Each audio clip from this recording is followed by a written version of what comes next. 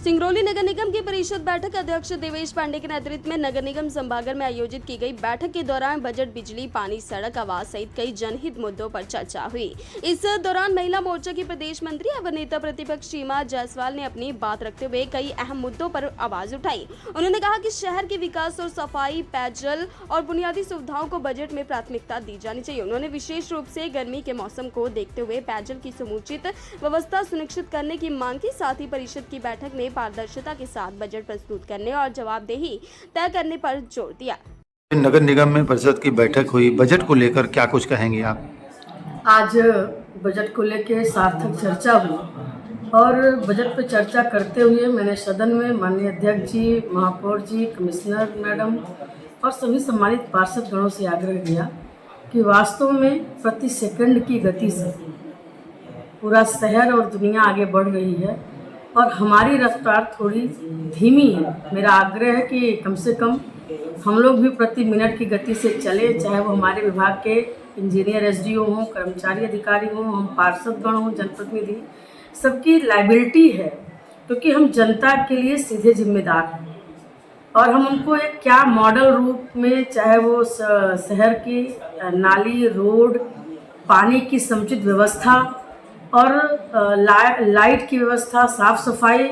एक प्रॉपर तरीके से हम दे पाएँ, इस पर चर्चा हुई। और बजट में क्योंकि एक प्रवेश द्वार का प्रावधान था, मैंने बहुत ही विनम्रता से आग्रह किया कि हमारे वार्ड नंबर 40 में अंतर्राज्यीय बस स्टैंड है जिसमें एक भव्य प्रवेश द्वार बनाया जाए।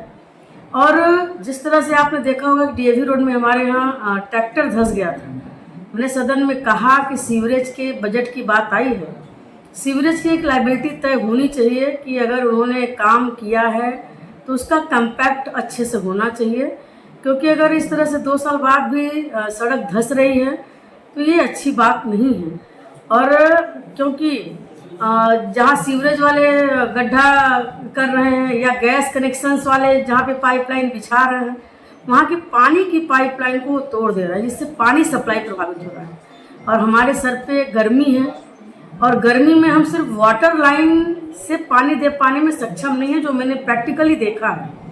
इसमें हैंडपम्प तो हैं ही, लेकिन टैंकर को प्रॉपर किया जाए, क्योंकि जब हमारे पानी सप्लाई का मेन केंद्र बंद होता है किसी कारण से तो सप्लाई 5-5, 6-6 दिन रुक जाती है।